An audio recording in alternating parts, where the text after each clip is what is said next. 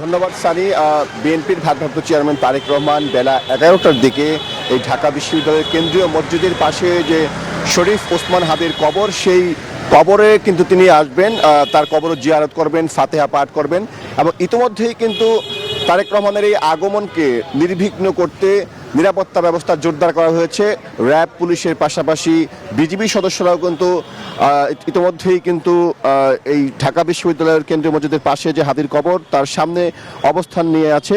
এবং আমরা কিছুক্ষণ আগে লক্ষ্য করেছি হাদির কবর এবং কবি কাজী নজরুল ইসলামের যে কবর, সেই কবরটি কিন্তু পুলিশের যারা সদস্য, নিরাপত্তা সদস্য, তারা কিন্তু সেটি আসলে চেক করেছে এবং নিরাপত্তা বেষ্টনী কিন্তু বাড়িয়ে দেওয়া হয়েছে। এবং নিরাপত্তা বাহিনীর পাশাপাশি জাতীয়তাবাদী ছাত্রদলের নেতাকর্মীরা কিন্তু তারা সকাল থেকে এখানে অপেক্ষায় আছে কখন আসবেন বিএনপির ভারপ্রাপ্ত চেয়ারম্যান তারেক রহমান এবং তারা কিন্তু অভ্যর্থনা জানাবেন। এবং আপনি জানেন যে গতকালে কিন্তু তারা অভ্যর্থনা জানিয়েছিল। আমরা একটু কথা বলতে চাই জাতীয়তাবাদী ছাত্রদলের সাধারণ সম্পাদক নাসিরউদ্দিন নাসিরের সঙ্গে।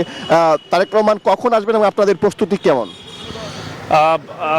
জনাব তারেক রহমান সকাল 10টা নাগাদ ওনার বাসভবন থেকে বের হবেন এবং আমরা আশা প্রকাশ করছি 11টার মধ্যেই তিনি ঢাকা বিশ্ববিদ্যালয় এখানে জাতীয় কবি কাজী নজরুল ইসলাম এবং জুলাই আগস্টের সম্মুখ সারির যোদ্ধা ওসমান হাদির কবর জিয়ারত করবেন এবং ফুল দিয়ে শ্রদ্ধা নিবেদন করবেন।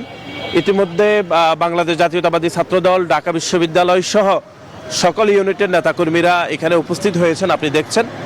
এবং আমাদের দলের ভারপ্রাপ্ত চেয়ারম্যান জনাব তারেক রহমানকে জাতীয় পতাকা দিয়ে ওনাকে স্বাগত জানাবেন ঢাকা বিশ্ববিদ্যালয়ের মাটিতে। দীর্ঘ সময় পরে তিনি ঢাকা বিশ্ববিদ্যালয়ে আজকে উপস্থিত হচ্ছেন।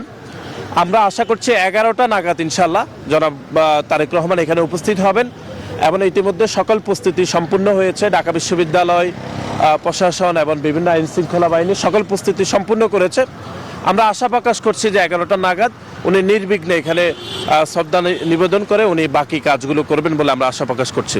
ধন্যবাদ। যেমনটা শুনছিলেন যে ঢাকা বিশ্ববিদ্যালয়ের যে মাটি, সেই মাটিতে কিন্তু বিএনপির ভারপ্রাপ্ত চেয়ারম্যান তারেক রহমান 19 বছর আগে তিনি এখানে এসেছিলেন এবং এই দীর্ঘ যে বছর, সেই 19 বছর পর এখানে আসবেন। সঙ্গত কারণেই বাংলাদেশ জাতীয়তাবাদী ছাত্রদলের যারা নেতাকর্মী রয়েছেন, বিভিন্ন হলের নেতা রয়েছেন, কেন্দ্রীয় নেতা রয়েছেন, তারা কিন্তু অধীর আগ্রহে অপেক্ষা করছেন কখন আসবেন তারেক রহমান এবং তাকে তারা কিন্তু বরণ করে নেবেন।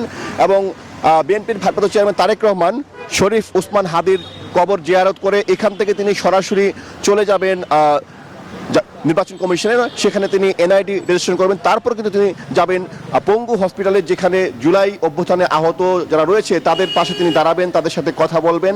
এবং সব মিলে যদি বলা চলে, আমরা গণমাধ্যম কর্মীরা অপেক্ষায় আছি এবং এখানে আইনশৃঙ্খলা বাহিনীর সদস্যরা ব্যাপক নিরাপত্তা জোরদার করেছে। বেলা 11টার দিকে বিএনপির ভারপ্রাপ্ত চেয়ারম্যান তারেক রহমান এখানে আসবেন বলে আমরা জানতে পেরেছি। এই ছিল আমার কাছে শরীফ ওসমান হাদির কবরের সামনে থেকে সর্বশেষ।